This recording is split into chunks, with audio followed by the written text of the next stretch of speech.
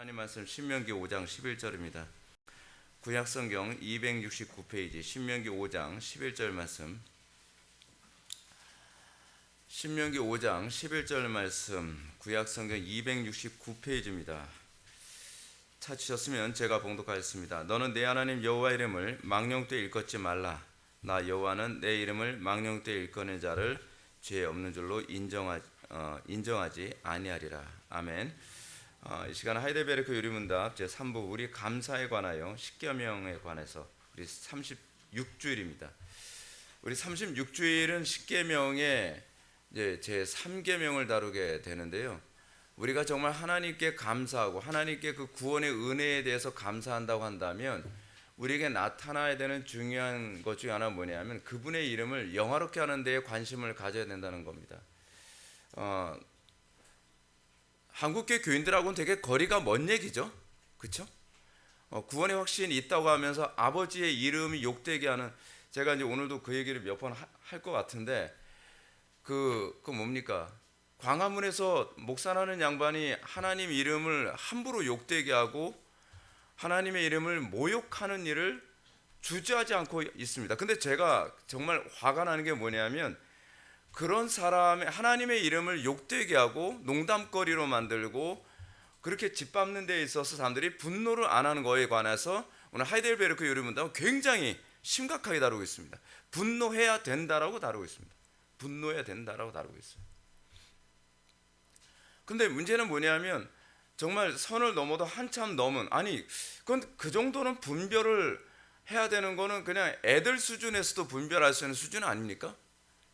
너무 신성모독적인 표현이라서 제가 그 말을 제 입에 옮기지를 못하겠어요. 옮기지를. 근데 그런 말을 하는 것에 관해서 사람들이 웃으면서 듣는다는 것 자체부터가 이거 한국교회 교인들의 영적 상태가 최악이구나. 정말 심각하구나. 여러분, 하나님의 진노가 이 대한민국에 계속 쏟아지고 있는데 이 진노가 쏟아지는 이 부분에 관해서 우리는 어떻게 생각합니까? 이게 여러분 지나치다라고 생각할 수 없는 수준으로 지금 하나님의 이름이 모욕을 당하고 있거든요. 근데 그 사람들이 나름대로 다 구원의 확신이 있다고 생각하는 사람들이에요. 이 부분이 지금 얼마나 한국교회가 심각한 수준인지를 잘 보여주는 부분입니다.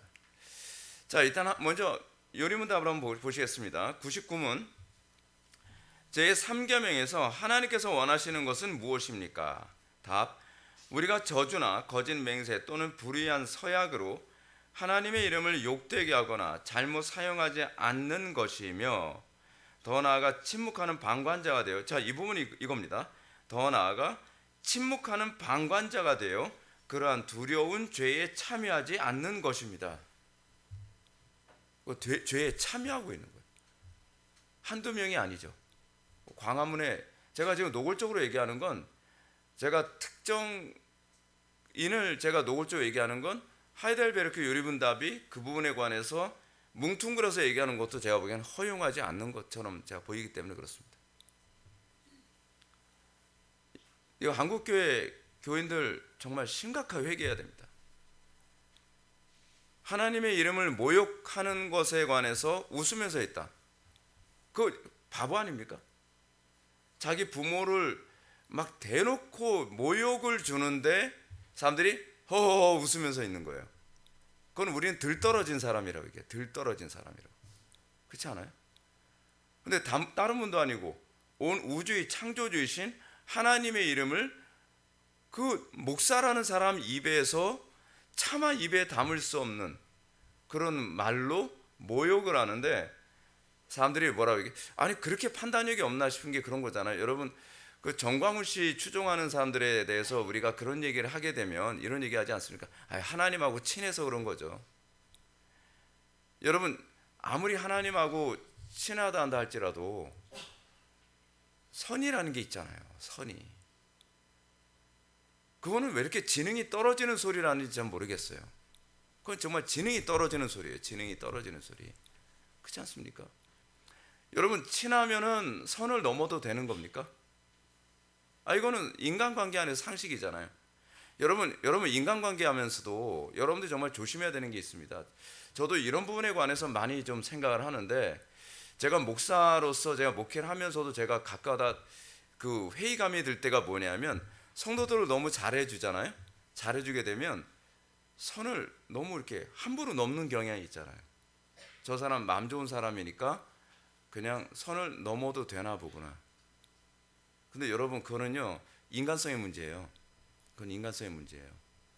오히려 잘해주는 사람일수록 더 조심스럽게 대할 줄 아는 사람이 존중을 받는 것 아니겠습니까? 그렇지 않아요? 자기한테 편하게 대해주니까 함부로 대하고, 자기한테 까다롭게 대하고 무섭게 대한 사람한테는 설석이는 건, 여러분 이거는 인간성의 문제잖아요. 근데 우리 하나님 앞에 그렇게 대하는 거예요. 그렇게 하나님께.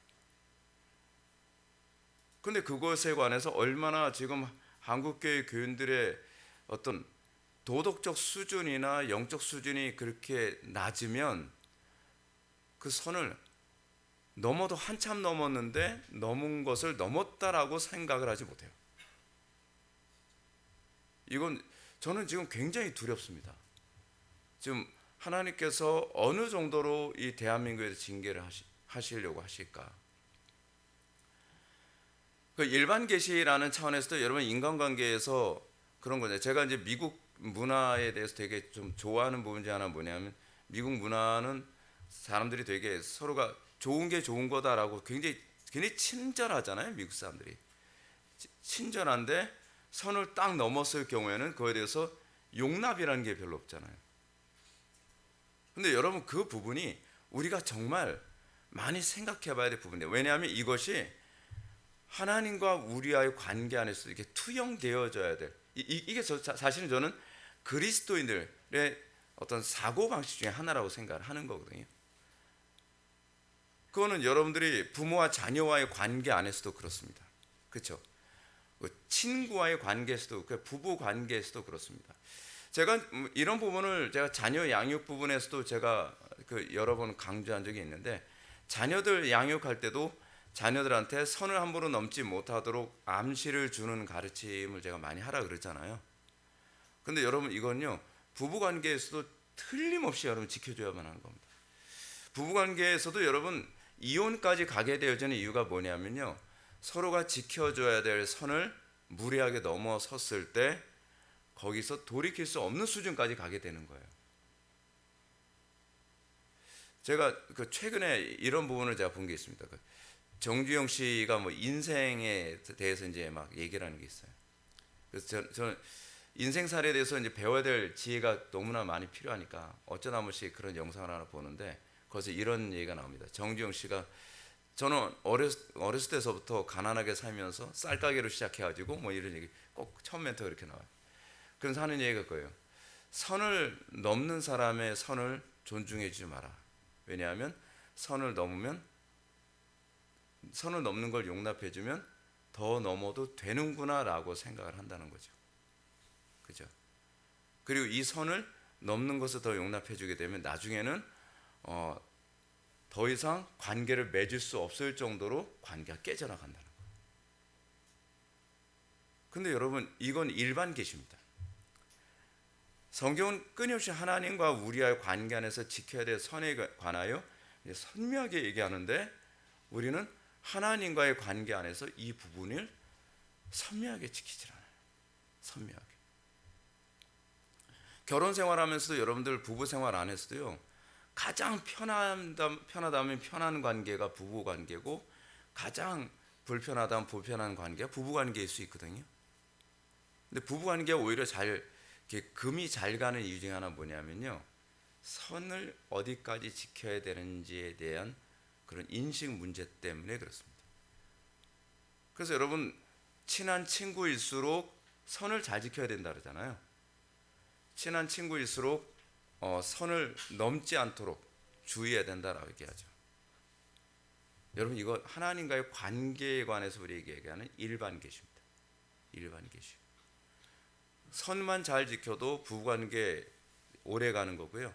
선만 잘 지켜도 부모와 자녀의 관계가 오래 가는 거고, 선만 잘 지켜도 친구 관계 오래 가고, 선만 잘 지켜도 교우 관계가 오래 갑니다. 친할수록 신중해야 되고 친할수록 조심해야 되는 거죠. 하나님을 우리가 정말 사랑한다고 얘기한다면 하나님과의 관계 안에서 정말 우리는 이 선을 조심해야죠. 그래서 저도 선을 함부로 넘는다 싶을 경우에는 좀 신경을 그다음부터는 좀 생각을 다시 한번 하게 됩니다. 그렇죠? 자, 계속 있네요. 오히려 하나님의 거룩한 이름을 두려워하고 존경하는 마음으로만 사용하여 우리가 하나님을 바르게 고백하고 부르며 우리의 모든 말과 행실에서 그분이 영광을 얻도록 하는 것입니다.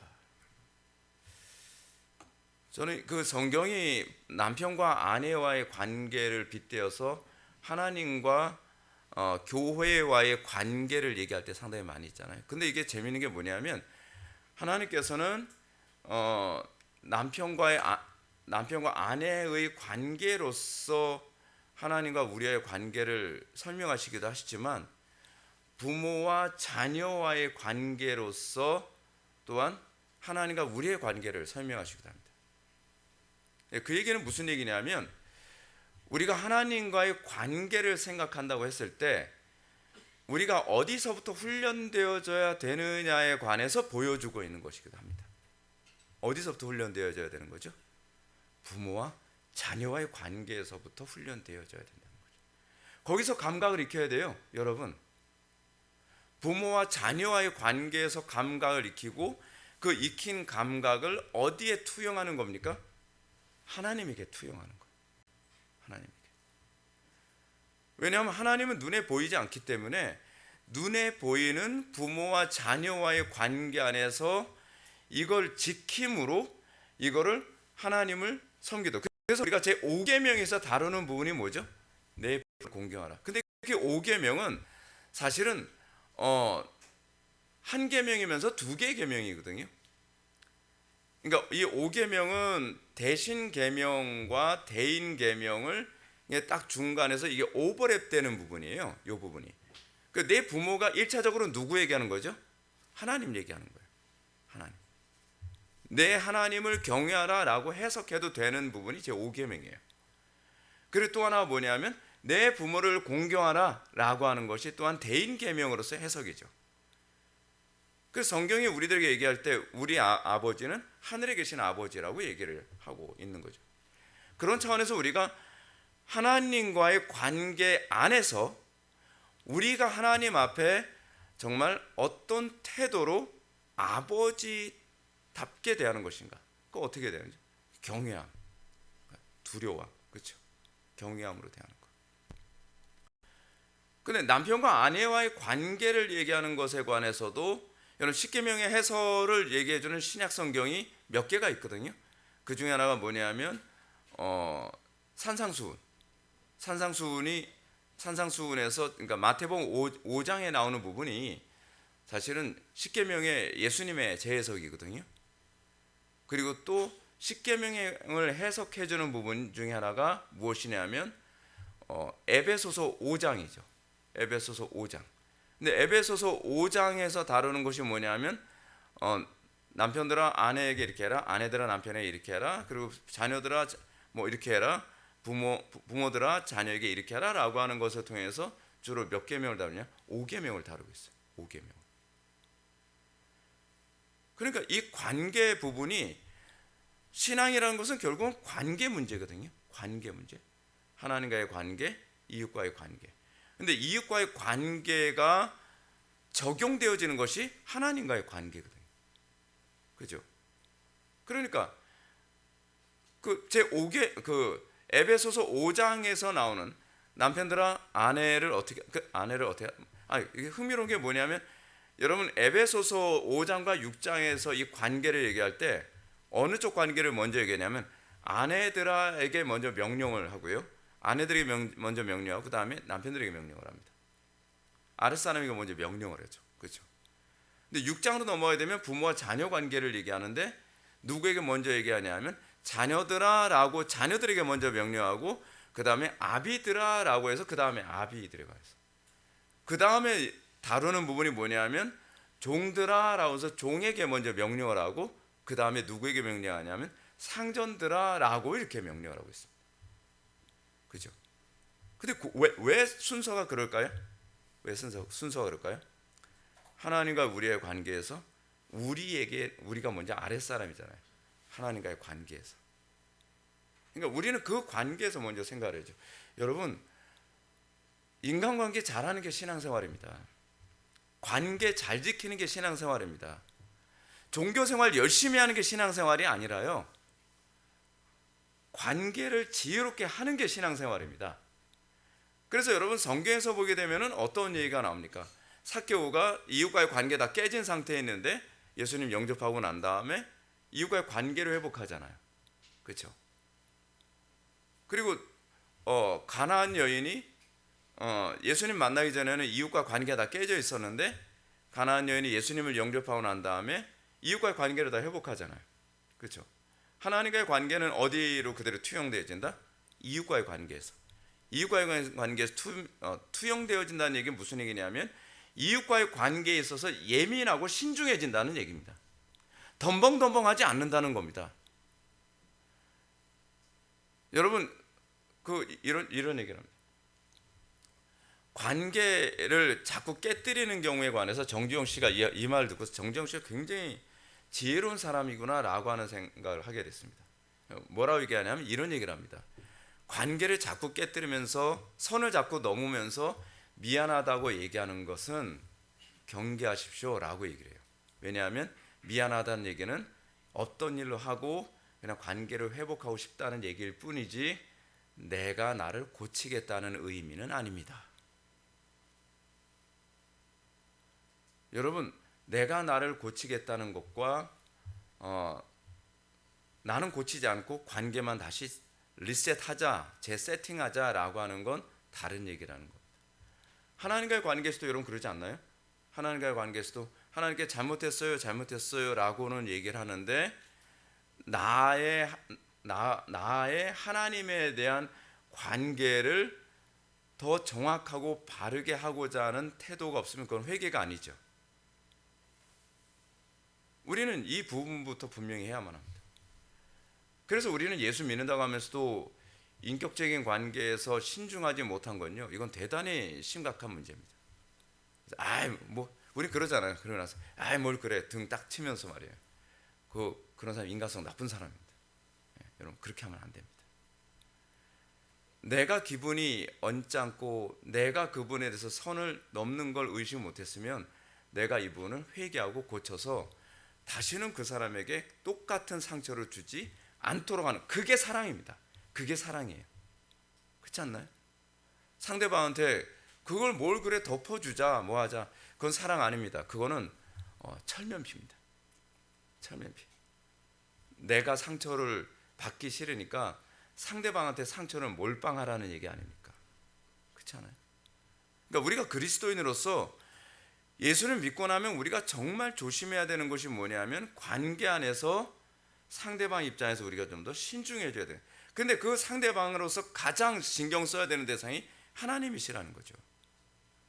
근데 교회 안에서 하나님이 추상명사로 인식되고 있다 보니까 하나님이 얼마나 언짢아하실까라고 하는 것을 별로 생각을 안 해요. 그래서 제가 예배에 대해서, 여러분, 이 1계명부터 엄밀히 얘기하면 5계명까지가 뭐에 관한 얘기입니까? 다 예배에 관한 얘기잖아요. 근데 예배에 관한 얘기인데 하나님을 정말 속이 부글부글 끓게 만드는 그런 예배를 하면서도 우리는 뻔뻔하게 신앙생활을 하죠. 그죠? 그거는 얼마나 하나님에 대해서 무감각하고 얼마나 불경건한 상태인지를 보여주는 겁니다. 그죠? 우리가 정말 구원을 받았고 우리가 예수님을 믿고 우리가 그 하나님을 인격적인 존재로 인식하고 있다고 한다면 우리에게서 나타나야 되는 것은 그 이름에 합당한 예우가 나와야 되는 거죠. 저는 한국교회 이 부분 해결되지 않으면 진짜 소망 없다고 생각합니다. 제가 맨날 예배 외치는데 이 예배 문제가 해결되지 않는 한 여러분 가정 문제 해결 안 되고요, 직장 문제 해결 안 되고 삶의 문제, 인격적인 문제 아무것도 해결 안 됩니다. 모든 지금 대한민국 전체의 모든 문제의 핵심이 뭐냐면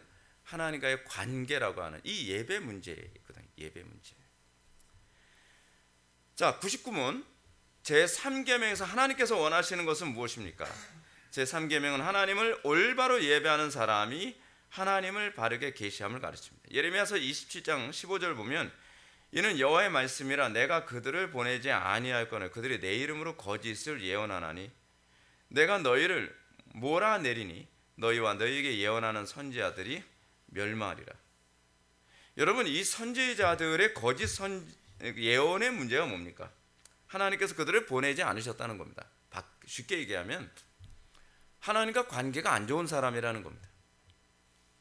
여러분, 이거 지금 한국교회 교인들이 정말 정신 차려야 되는 게 그겁니다. 하나님과 관계가 굉장히 심각하게 윤리적으로나 경건이나 모든 면에서 부도덕한데도 불구하고 설교 잘하고 대형교회하고, 그러니까 저 사람은 신령한 목사고 그리고 바르게 설교할 것이다 라고 생각을 하는 건 성경을 몰라도 너무 모르는 거예요. 하나님에 대한 올바른 계시는 하나님과의 관계에서 나오는 겁니다. 여러분, 좀 잘 기억하십시오. 신학적 공부를 많이 했다고 해서 하나님의 말씀을 잘 증거할 수 있는 것이 아닙니다. 하나님의 말씀을 증거하는 것의 가장 중요한 기반은 하나님과의 관계지 신학적 수준이 아니에요. 지금 그러니까 영적 수준이 그걸 결정한다는 얘기죠. 영적 수준이. 여러분, 도덕적으로나 그렇지 않으면 경건의 문제에서 심각한 결함이 있는 사람이 과연 성경을 바르게 해석할 수 있을까요? 그건 상식이잖아요. 상식. 그러니까 이렇게 한번 이해해 봅시다. 어떤 사람이 저하고 관계가 안 좋아요. 저하고 만나면 맨날 충돌하고 부딪히고 맨날 생각이 자꾸 틀어지고 그런단 말이에요. 그럼 여러분들 그 사람한테 가서 김 목사가 어떤 사람인지 물어보면 여러분들 김 목사에 대해서 정말 객관적으로 정확하게 얘기해 줄 것 같습니까? 그건 상식이잖아요. 자기가 가지고 있는 선입견과 자기가 가지고 있는 감정에 의해서 김 목사는요 말투도 마음에 안 들고 뭐 어쩌고, 그럼 다 자기 방식대로 해석을 하죠. 그건 저에 대한 계시잖아요. 그렇죠? 하나님과 관계가 전혀 안 좋은 사람이 강단에 서서 설교를 하는데 그가 아무리 개혁파 신학을 공부했고 그가 아무리 교리를 많이 안다 할지라도 하나님과 관계가 틀어져 있는 사람이라고 한다면 하나님에 대해서 얘기할 때는 반드시 왜곡될 수밖에 없습니다. 왜곡될 수밖에 없어요. 여러분, 자유주의 신학 쪽에 있는 사람들이 하나님을 왜곡되게 설교하는 이유는 뭐냐면 여러분들 그거 알 거예요. 그가 자유주의 신학을 공부했기 때문이 아니라 그가 하나님과의 관계가 깨졌기 때문에 자유주의 신학이 자기한테 맞는 겁니다. 해석을 그렇게 해야 돼요. 해석을요. 예를 들어서 그렇잖아요. 저하고 관계가 좋은 사람이 저에 대해서 왜곡되게 생각하는 사람 만나면 그 사람은 친해지겠습니까? 그럴 수 없죠. 내가 알고 있는 김 목사님 그런 사람은 아니던데? 그럼 그 사람은 몇 번 이런 대화가 충돌이 일어나면 그 사람은 대화 안 하죠. 근데 저에 대해서 별로 평소에 감정이 안 좋은 사람이 있어요. 근데 이 사람도 감정이 안 좋아요. 그럼 만나면 어떻게 해요? 그럼 대화가 너무 잘 되죠. 그렇지 않아요? 한 끼니는 뭐 제가 술안주로 끝내주는 사람이 되는 거죠. 그렇죠? 반찬거리 최고 아닙니까? 근데 그렇게 되는 이유가 뭐냐면 그 사람이 그런 말을 했기 때문이 아니라 내 마음이 이미 틀어져 있기 때문에 그 말을 잘 수용하게 되는 겁니다. 그래서 여러분들 이단에 빠지는 사람들은 미혹 때문에 빠지는 게 아니라 그러잖아요. 자기 욕심, 자기 속에는 자기 욕심에 미혹돼서 그 이단과 내가 뭐가 맞아요? 코드가 딱 맞는 거예요. 그렇지 않아도 나 하나님께 별로 하나님은 안 좋게 생각하고 있었는데, 쉽게 얘기해서 그런 거죠. 나는 하나님을 예배하는 거 별로 좋아하지 않는데 하나님에 대해서 모욕적으로 얘기하는 게 너무 달콤하게 들리는 거예요. 하나님에 대해서 왜곡되게 얘기하는 것이 자기 귀에는 너무 달콤하게 들리는 거죠. 그래서 지옥 가는 거예요. 그래서 제가 광화문에서 얘기하는 정광훈 씨한테 반응하는 이 문제는 그 사람들이 정상적이지 않기 때문에 반응하는 거라는 거예요. 그 사람들이 정말 하나님과 관계가 좋은 사람이라고 한다면 광화문 거기서 있다가 화가 나서 뛰쳐나올 수밖에 없는 거죠. 거기에 있을 수가 없어야 정상인 겁니다. 근데 그거에 대해서 그냥 웃으면서 들을 수 있다. 여러분, 적어도 그 상태에 있는 사람, 그 상태라고 한다면 그 사람들은 100% 지옥 갑니다. 왜냐하면 오늘 본문 한번 보십시오. 너는 내 하나님 여호와의 이름을 망령되이 일컫지 말라. 나 여호와는 내 이름을 망령되이 일컫는 자를 죄 없는 줄로 인정하지 아니하리라. 죄 없는 줄로 인정하지 아니하리라. 이 얘기는요, 제가 극단적으로 얘기하는 게 아닙니다. 그에 대해서 유죄 판결이라는 겁니다. 자, 지옥 갈 거라고 얘기하는 건 제가 홧김에 얘기하는 소리가 아닙니다. 본문이 그 얘기를 하고 있는 거예요. 그는 칭의된 존재가 아니라는 얘기입니다. 그가 진정으로 하나님과 관계가 회복되었고 그가 칭의된 존재라고 얘기한다면 하나님의 이름을 모욕되게 얘기하는 그런 소리를 참을 수 없는 것이 정상이라는 거죠. 이런 거짓 선지자들은 그런 하나님을 그릇되게 계시함으로 어떻게 해요? 사람들을 멸망으로 인도하는 사람입니다. 근데 지금 한국 교회는 그런 가르침에 환호하고 그런 교회에 사람들이 모여들죠. 거짓 선지자들의 거짓 예언의 문제는 그들이 하나님을 참되게 예배하지 않는 데 있다는 점입니다.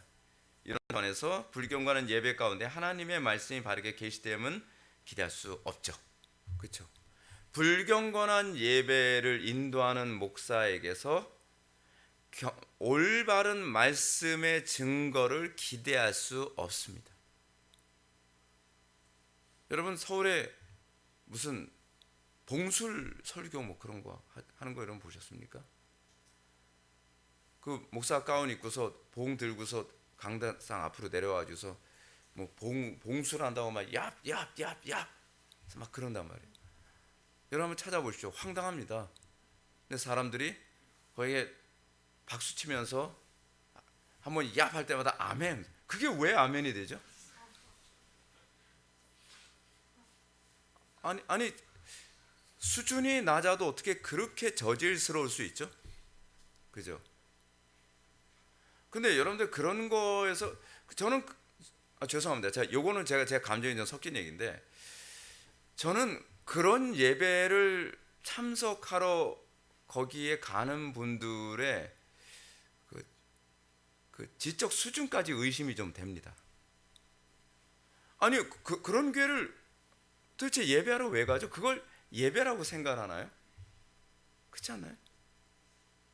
그리고 그 교회는 여러분 WCC에다가 몇십억을 제가 줘서 WCC를 살려준 거로 제가 알고 있거든요. 여러분 난 책임이 없다고 생각할지 모르겠는데 하나님의 심판대 앞에 서 보십시오. 그 책임이 없다는 소리 안 나옵니다. 예배는 우리 신앙의 본질입니다. 자, 예배에 관한 얘기 다시 한번 합시다. 첫 번째, 나 외에 다른 신들을 예배하지 말라. 제 1계명, 그렇죠? 여러분 1계명부터 5계명은요 다 예배에 관한 얘기, 예배밖에 없어요. 예배가 본질이란 얘기예요. 그렇죠? 그리고 제 2계명, 하나님을 형상화하지 말라. 위로 하늘에 있는 것이나 아래로 땅에 있는 것이나 땅 아래 물속에 있는 것은 어떤 형상도 만들지 말며 그것들에 절하지 말며 그것들을 섬기지 말라. 그렇죠?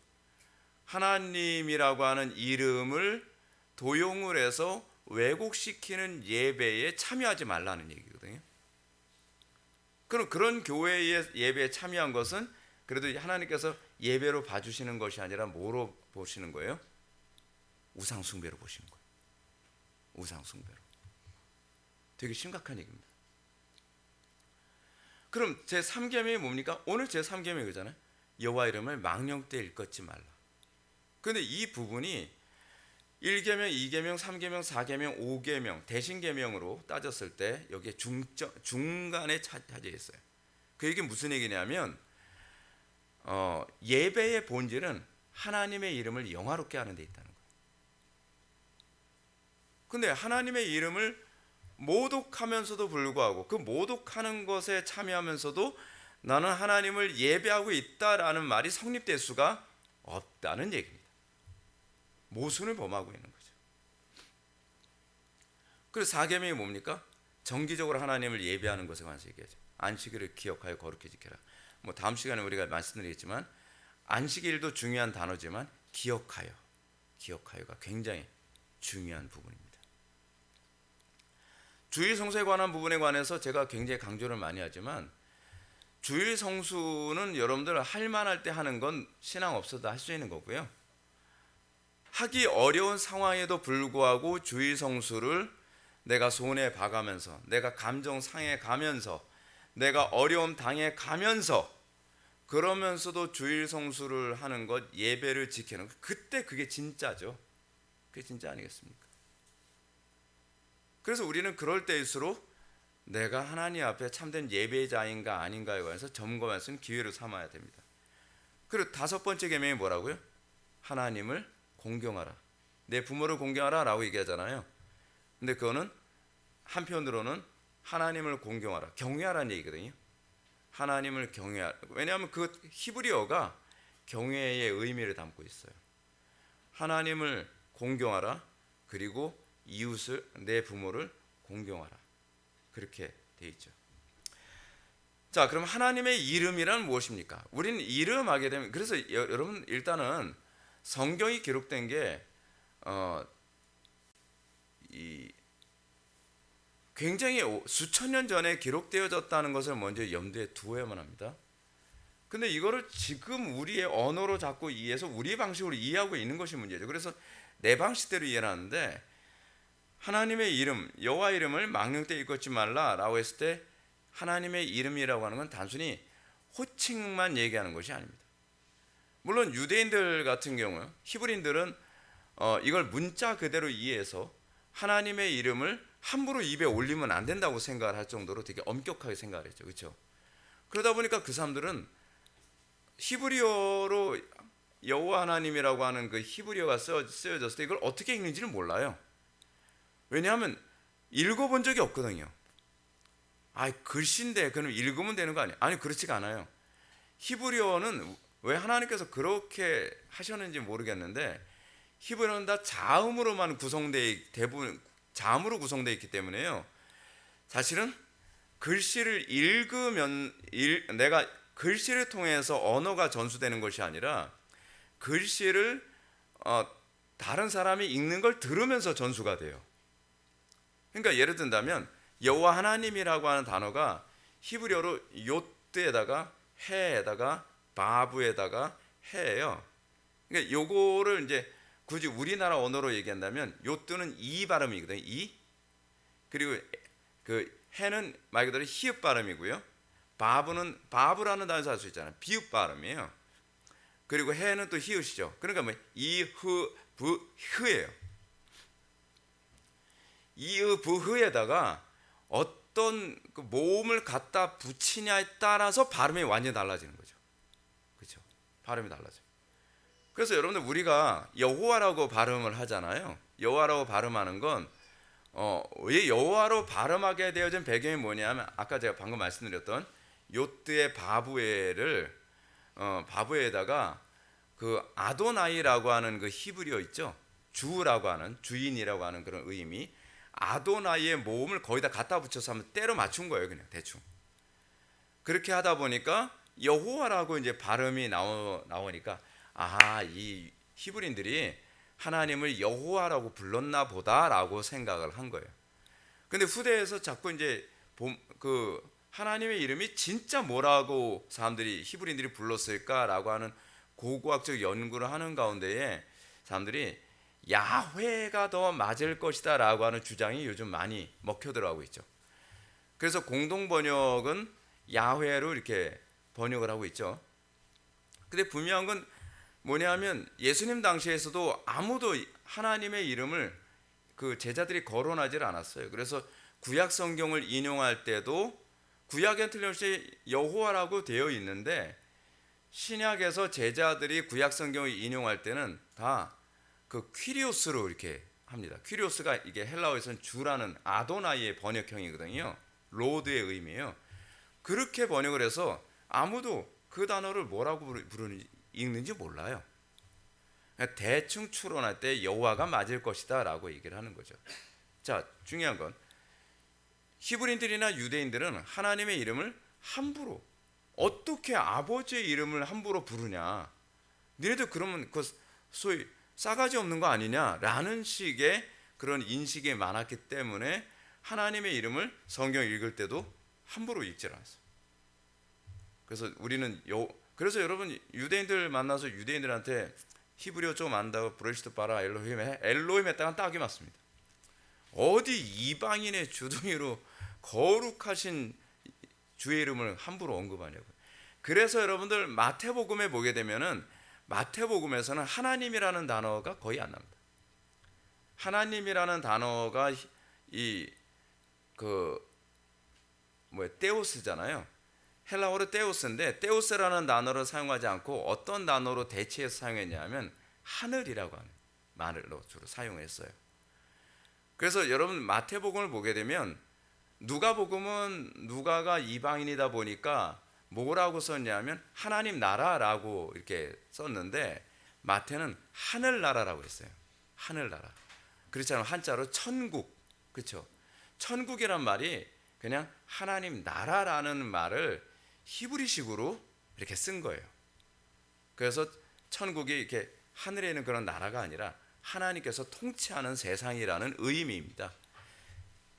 그렇게 이해하시면 돼요. 얘기가 좀 많이 길어졌는데, 그래서 그러면 하나님의 이름이란 무엇인가? 궁극적으로 그렇습니다. 여러분 신명기 12장 5절에서 보면 한번 신명기 12장 5절 한번 보시기 바랍니다. 신명기 12장 5절 말씀 다 같이 한번 읽겠습니다. 왜냐하면 제가 물을 마셔야 되기 때문에 12장 5절 말씀 다 같이 읽겠습니다. 시작.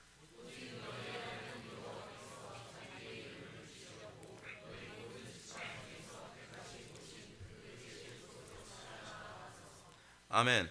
여기서 보게 되면은 여호와께서 자기 이름을 두시려고 너희 모든 지파 중에 택하신 곳, 그 어디일까요? 뭘 얘기하는 걸까요?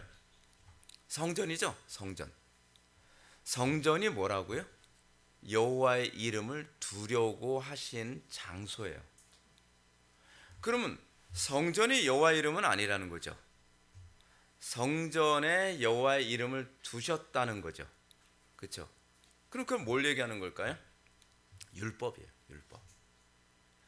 우리가 이제 출애굽기에서도 하나님께서 이스라엘 백성들 모세에게 2개의 돌판을 주셨잖아요. 그렇죠? 2개의 돌판을 딱 주시고 나서 그 2개의 돌판을 가지고서 어떻게 하라 그랬죠? 법궤에 넣어서 성전에 보관하라 그랬죠. 그래서 여러분들 성전이든 성막이든 법궤가 있는 곳을 뭐라고 얘기하냐면 이건 일종의 수거입니다. 내 앞에라는 말로 할 땐 법궤 또는 십계명 돌판을 두고 하는 표현이에요. 그러니까 주님께서 구약성에서 뭐라 그러죠? 너희는 내 앞에서 범죄하지 말라, 또는 너희들은 내 앞에서 범죄하였느니라, 뭐 이런 얘기, 그렇게 얘기하잖아요. 그 얘기는 무슨 얘기냐면 율법 앞에서라는 뜻이에요. 그러니까 내 이름을 모욕하였다라는 의미는 사실은 정말 두렵게도 율법을 범했다는 얘기예요. 그러니까 하나님께서 우리를 구원하셨을 때 문제는 히브리인들이 하나님 여호와라고 하는 이름을 함부로 입에 올리는 것을 신성모독이라고 그렇게 예민하게 반응을 하는데, 정작 하나님의 이름의 본질이 뭐예요? 율법이잖아요. 근데 율법을 안 지켜요, 그 인간들이.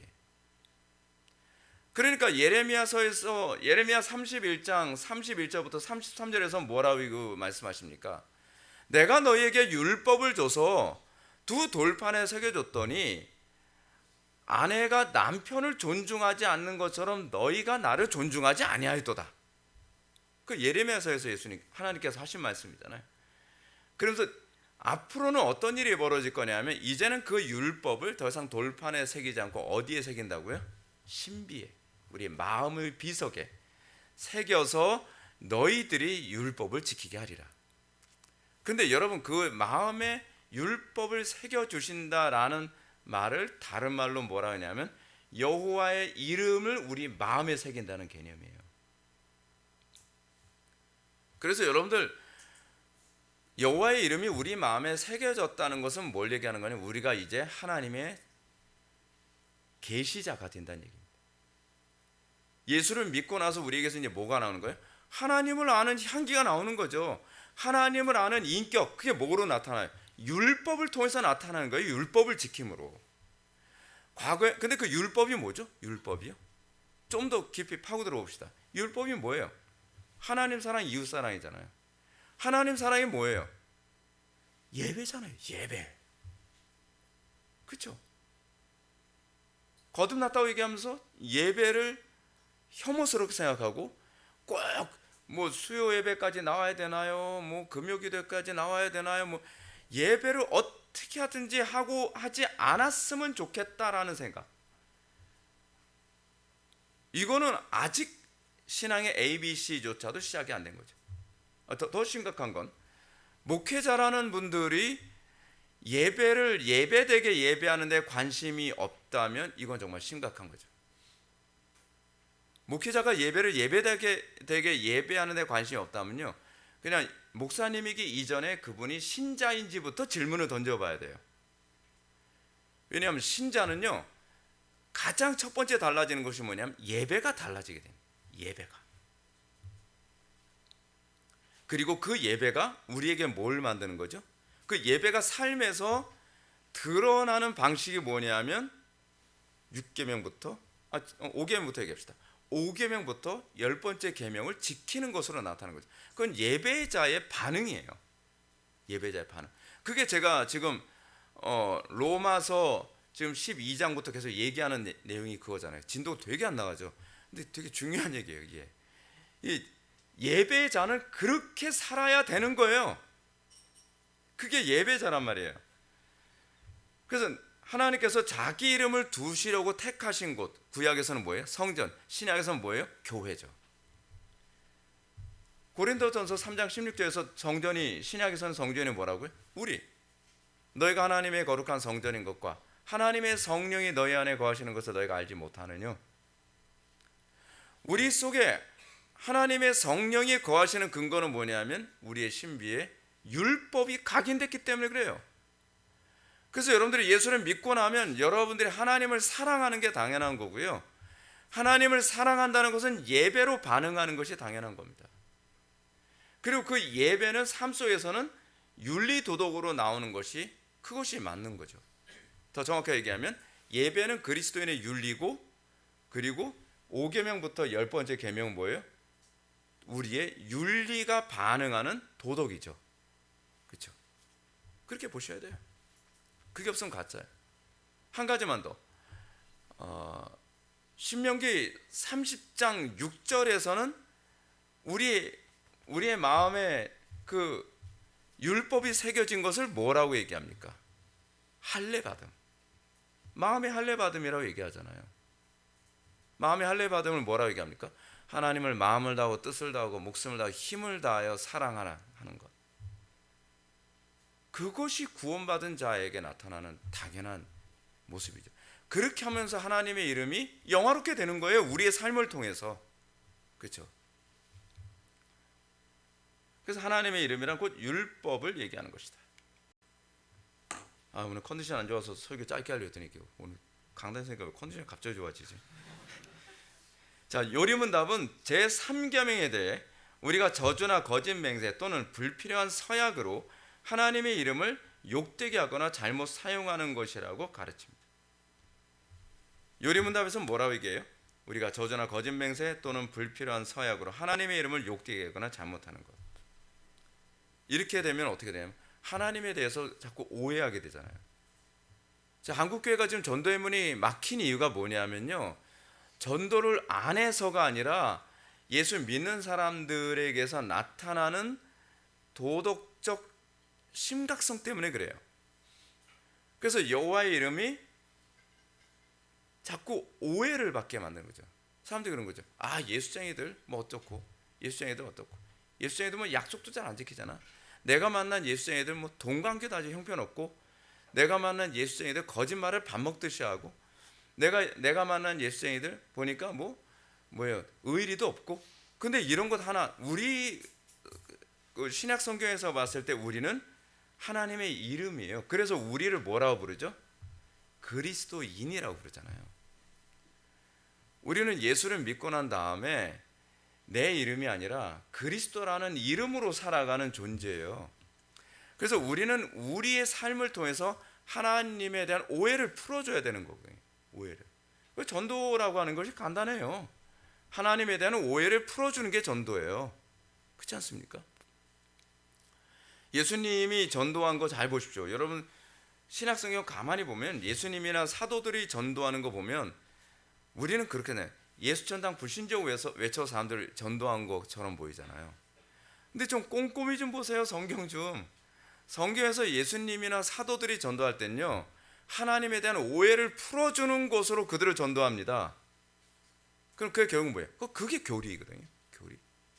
하나님을 자꾸 어떤 식으로 이해하냐면 하나님을 이방 종교의 신들처럼 자꾸 이해하는 경향성이 있거든요. 그리고 기존에 먼저 예수 믿는다는 사람들 통해서 하나님에 대한 오해나 하나님에 대한 감정이 굉장히 안 좋은 사람들이 많아요. 예를 들어서 이제 그런 거죠. 어떤 사람이, 어떤 며느리가 결혼을 했는데 시어머니가 진짜 맨날 신데렐라 구박하듯이 맨날 구박하면서, 야, 며느라기야, 너 주의 됐으니까 교회 가야 된다. 난 네 영혼 때문에 그러는 거야. 너 구원받으라고. 그러니까 그 며느리가 뭐라냐, 어머니 죄송한데요, 저는 어머니가 가시는 천국 저는 안 가고 싶어요. 이 정도 되면 전도를 누가 막은지 알만하죠. 그렇잖아요. 시어머니 보니까 시어머니 가신 천국에 나도 가고 싶고, 그렇죠. 부모님 보니까 부모님 가신 천국 나도 가고 싶고, 주변 친구들 보니까 저 친구가 믿는 하나님 나도 믿고 싶고. 그래서 우리나라 초대교회에서 전도는 어떻게 일어났죠? 길거리 하면서 외쳐서만 일어난 것이 아니라요, 선교사님들이 정말 본을 보이고 그리스도인다운 삶을 사니까, 조선시대 때 우리 할아버지도 맨날 이렇게 곤방대에 이렇게 등 긁고 그러다 담배 피고 그러게 하다가 담배 뻐끔뻐끔 피는데, 그 교회 전도사님 한 분 지나가게 되면 전도사 양반 잠깐만 좀 얘기 좀 합시다. 왜 그러죠?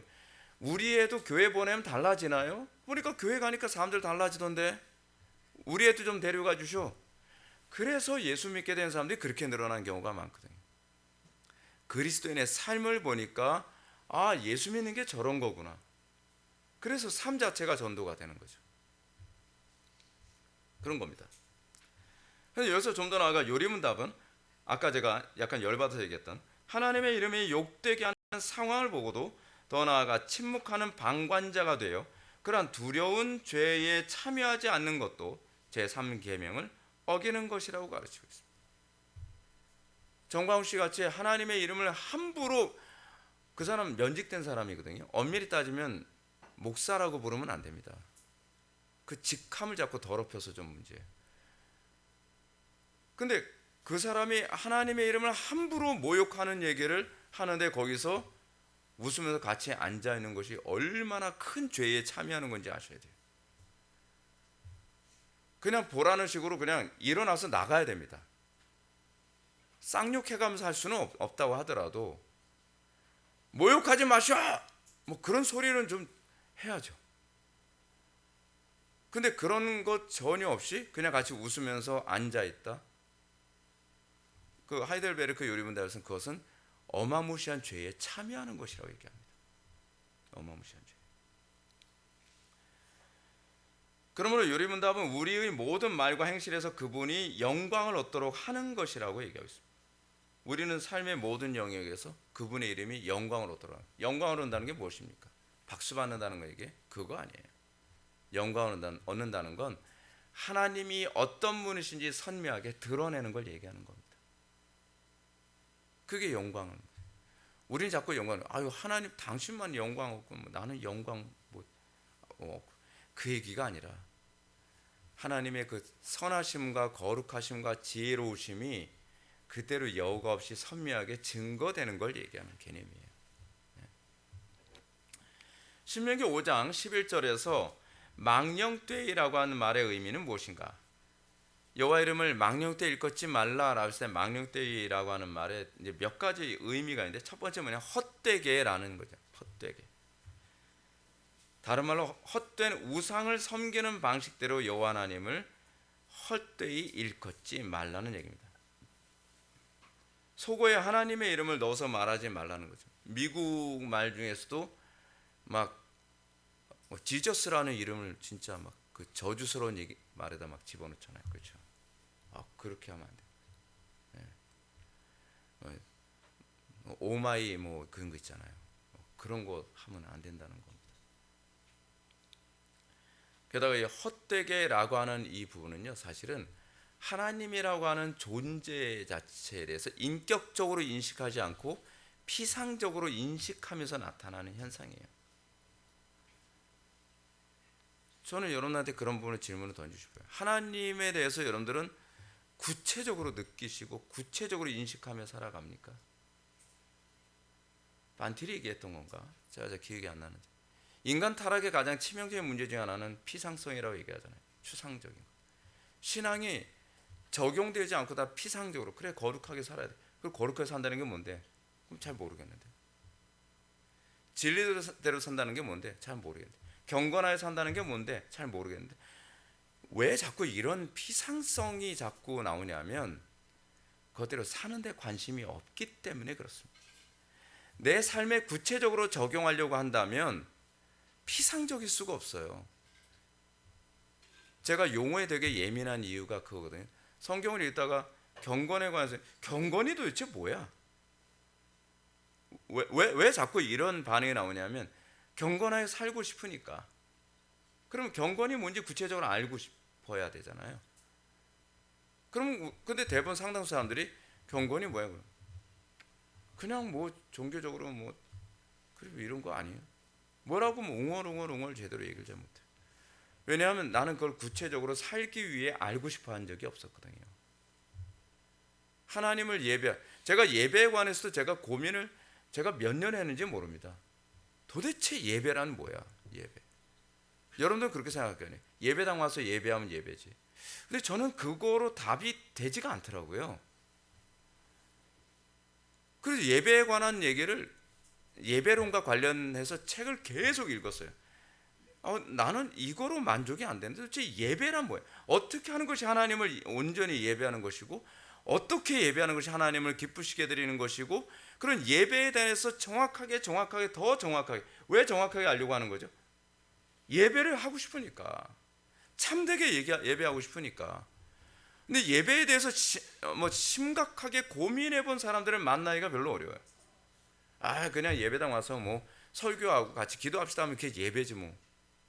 그게 예배인가? 그게 예배인가? 하나님을 헛되이 예배하는 것이야말로 가장 큰 죄악 중에 하나입니다. 한국교회가. 그러니까 그런 거잖아요. 임재가 있는 건지 없는 건지도 몰라요. 제가 개혁파 교회를 보면서 안타까운 것이 뭐냐면 냉랭한 걸 경건이라고 생각하는 거예요. 그렇지 않으면 오순절 교단이나 신사동 운동이라든지 뭐 그런 데는 뭔가 요란스럽고 막 딩가딩가 하는 것이, 그것이 뜨거운 하나님의 임재라고 생각하는 거예요. 여러분 이거 중세시대 때하고 똑같거든요. 중세시대 때는 하나님의 임재가 완전히 떠난 시대잖아요. 하나님의 임재가 떠난 시대에서 하나님의 임재가 있는 것처럼 했던 것이 뭐예요? 그게 오르간이잖아요. 그래서 나온 게 성가대잖아요. 원래 성가대 없었댔어요. 우리 교회 성가대 안 하는 이유가 그런 거잖아요. 우리 교회도, 자, 여러분들 우리 교회에서 신앙생활 하면서 이제 느끼신 게 있을 겁니다. 악기 요란하지 않는 게 우리 교회 특징입니다. 저는 항상 찬양을 할 땐 내 목소리가 들려야 된다고 생각을 하거든요. 찬양을 하는 내 목소리가 들려야 되고, 찬양을 하는 옆에 사람들의 목소리가 들려야 돼요. 다른 성도들의 목소리가. 근데 대부분 교회들을 보게 되면은 찬양을 할 때 일단은 찬양 인도자 마이크 소리를 너무 키워가지고 딴 사람 목소리가 안 들려요. 그 사람 목소리 좋으니까 좋긴 한데 완전히 노래 감상이죠. 거기다가 신디 소리 고막 터트리고 드럼으로 심장 터트리고 그리고 예배 딱 끊으면 사람 파편이 돼버리죠. 고막 터졌지, 심장 터졌지, 뇌 터졌지. 예. 그 바보 돼서 나오는 거예요. 바보 돼서. 그렇지 않습니까? 근데 우리는 그거를 임재라고 생각하는 거예요. 그거를. 근데 여러분들 요즘에 계속 참여하면서 느끼시겠지만 성도들의 찬양 소리 옆에서 막 정말 간절하게 뜨겁게 찬양하는 그 찬양 소리가 나한테 은혜가 되지 않나요? 그리고 우리 교회가 추구하는 바 중에 하나 아날로그 악기를 사용하는 거거든요. 주로 이제 피아노, 그렇지 않으면 플러스 알파 하면 기타 사용하는데 여러분 악기 없이 사용할 때 얼마나 은혜되는지 여러분 아십니까? 끝내줍니다. 그러니까 임재는 성령께서 주시는 것이어야 되지 우리가 그렇게 자꾸 조장하면 안 돼요. 게다가 헛되게 예배하는 모습에 나타나는 특징 중에 하나입니다. 두 번째는 뭐냐? 거짓되게라는 뜻이죠. 망령되게라는 게 자기 이익과 욕심을 위해 하나님의 이름을 담보로 사용해서 맹세하지 말라는 겁니다. 내가 하나님의 이름을 내가 맹세한다. 그 손모가지를 분질러야 돼요. 하나님의 이름을 그런데 함부로 사용하는 것 아니라는 겁니다. 그래서 예수님께서 맹세하지 말라고 하는 얘기를 하는데 맹세하지 말라는 건요, 하나님의 이름을 만약에 하나님의 이름으로 맹세를 했어요. 못 지키면 어떻게 하는 거예요? 못 지키면 그럼 하나님이 무능한 존재가 되어버리는 거예요.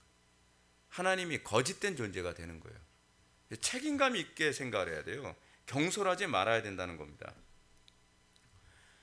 자신의 신뢰를 위해서 하나님의 그 절대적인 신뢰성을 무너뜨리는데 사용하지 마라. 세 번째, 가볍게라는 의미죠. 여러분, 예수 믿고 나서 우리들에게 나타나야 되는 것 중에 하나가 뭐냐면 좀 무게감이 있어야 되고 신중해야 되고 조심성이 있어야 됩니다. 왜냐하면 무게감, 신중함, 조심성이 없으면 그만큼 죄를 반복하게 되어 있어요. 그렇지 않나요? 예를 들어서 여러분, 내가 말실수 자주 한다고 칩시다. 근데 말실수 자주 하면 그만큼 상대방은 그만큼 몇 번 더 상처를 받잖아요.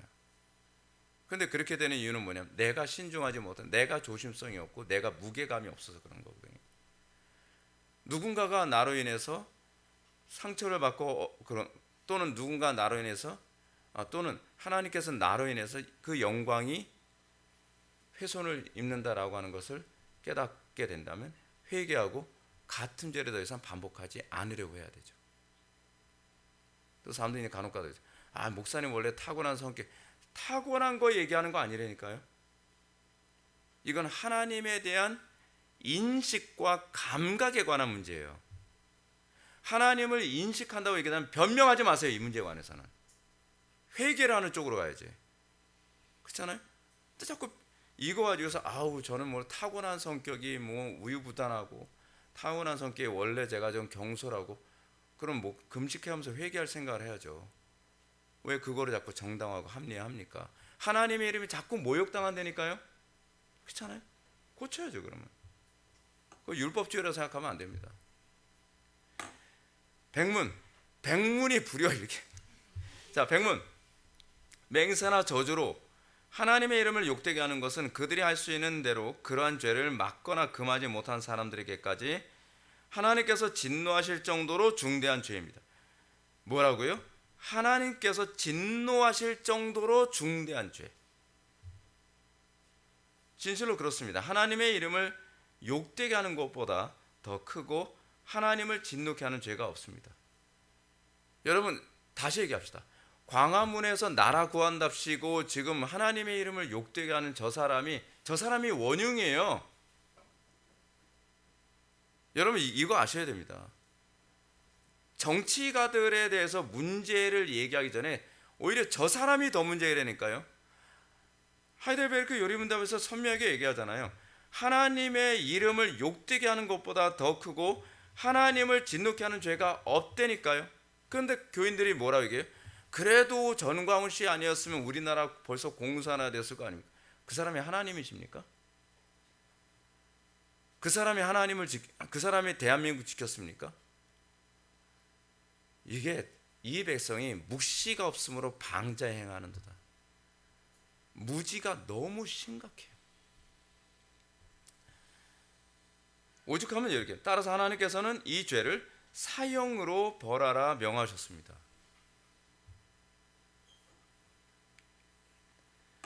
자, 요리문답은 하나님의 이름을 욕되게 하는 것보다 더 그 하나님을 진노케 하는 죄가 없다고 가르칩니다. 요리문답은 하나님의 이름이 욕되게 사용되는 죄를 막거나 금하지 못한 사람들에게까지 하나님께서 진노하실 정도로 중대한 죄라고 가르칩니다.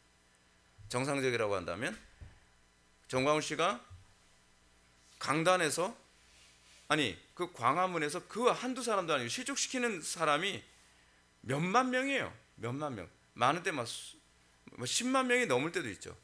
그 사람들을 거기 앉혀놓고서 하나님의 이름을 욕되게 하는 거예요. 이게 얼마나 큰 죄이고 얼마나 하나님의 크고 두려운 진노가 일어날 명분이 되는지를 모르는 거예요.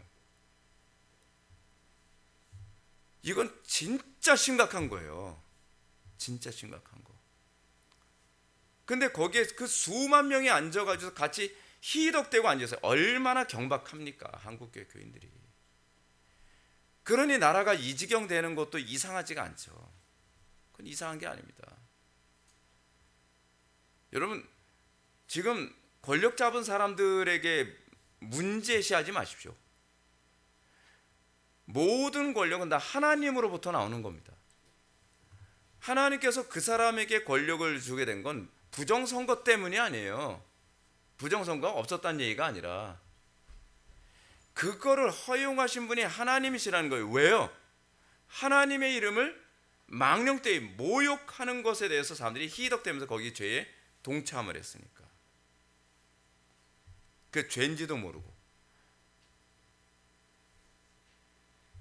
그래서 이 문제는 어떤 불경건한 목사가 자신의 입으로 하나님의 거룩하신 이름을 욕되게 하는 것에 대해 분명한 분노와 저항을 해야 할 것을 가르치며, 이와 아울러 교회가 타락한 행위를 하는 것도 하나님의 이름을 욕되게 하는 원인이므로 분명하게 저항해야 되는 겁니다. 바울은 이에 대해서 얼마나 선명했냐면, 베드로가요 위선을 범하니까, 갈라디아서에 나오잖아요. 베드로가 위선을 범하니까 자기 선임이고 사도들 중에서는 1등 사도잖아요. 그런데 사람들을 보는 앞에서 면박을 줘. 그래서 그걸 얼마나 열받는지 성경에까지 기록했어요. 네. 진짜 베드로는 참 다양한 방식으로 욕을 많이 먹고 있어요. 왜 그냥 예수님 돌아가실 때 딴 데 가 있지, 또 굳이 거기 있다고 하다가 또 하나님 예수님 이름 막 부인한 것도 안 돼서 나중에는 막 똥줄이 타니까 나중에는 막 저주까지 퍼붓고, 그래서 이제 이 베드로 이름이 거의 배도 뭐 이런 식으로 거의 맨날 욕 먹잖아요. 맨날 욕 먹어요. 근데 바울이 어떻게 합니까? 그 자리에서 그의 위선을 꾸짖었느니라. 갈라디아서에서 그 얘기까지 나오죠. 그 이유가 뭘까요? 하나님의 진노가 임하는 방식이기 때문에.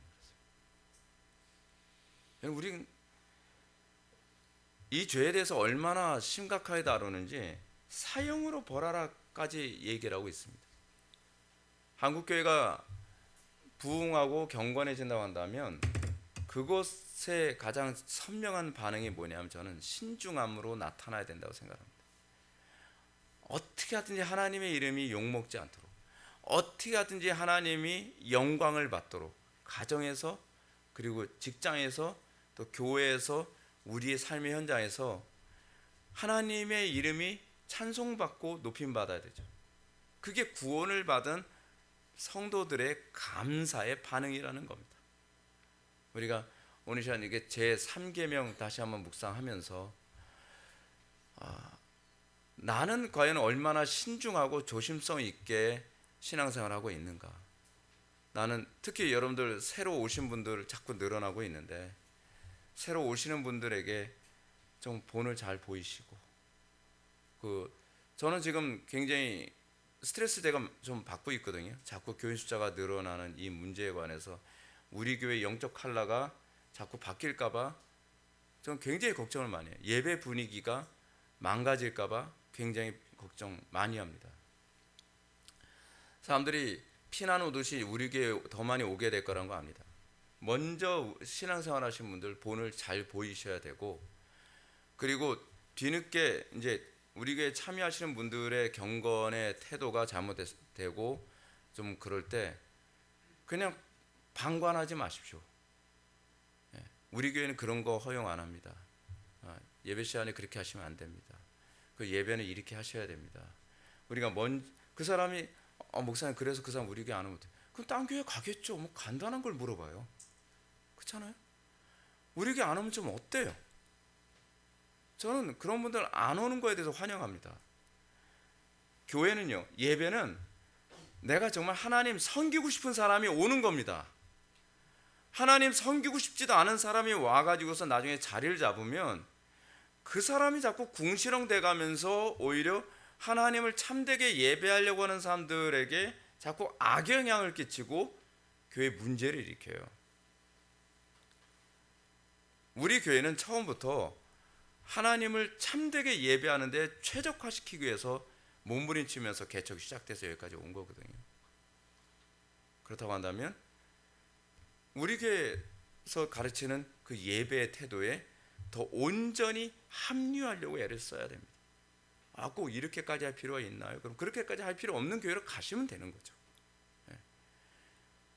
하나님께서는 얼마나 많은 사람의 예배를 받느냐에 관심이 있는 것이 아니라 하나님은 신령과 진정으로 예배하는 그 한두 사람을 찾는 분이시기 때문에 저는 어떻게 하든지 우리 교회 예배가 더 온전한 예배가 되고 더 영광스러운 예배가 되는 것이 제 관심입니다. 그래서 여러분들이 계속 그 부분에 관해서 신경 써주시고, 지난주에도 보니까 우리 교회 예배에 참석하러 왔다고 하는데 다 일어나서 뭐 하나님께 찬양합시다 하면서 일어나지도 않아요. 왜 왔는지 모르겠어요. 그런 사람들. 또 사람들이 또 이런 얘기해요. 목사님 그래도 그 사람도 구원받아야 되잖아요. 아니요. 뭔가 여러분들 이 부분은 분명히 정의하고 돌아갑시다. 예배는요, 누구를 구원받게 하기 위해서가 우선순위가 아닙니다. 하나님을 믿는 사람들이 하나님을 예배하기 위해서 모이는 것이 그것이 우선순위고요. 그 가운데서 하나님을 정말 예배하고 싶은 사람들의 모임 속에 불신자가 왔을 때 그 임재에 압도돼서 중생하게 되는 일이 생기는 거예요. 그러니까 이 예배 자체가 불경건해지면 안 돼요. 예배 자체가 경건해야 되고 그 다음이 전도예요.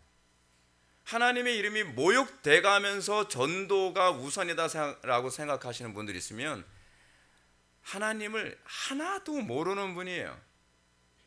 성경 어디에도 그렇게 예배를 양보해 가면서 전도의 우선순위를 둔 구절이 한 구절도 없습니다. 한 구절도 없어요. 하나님의 영광이 우선순위고 그 다음에 전도입니다. 한 영혼이 천하보다 귀중하다고요? 에이, 거기다 막 갖다 붙이면 안 되죠.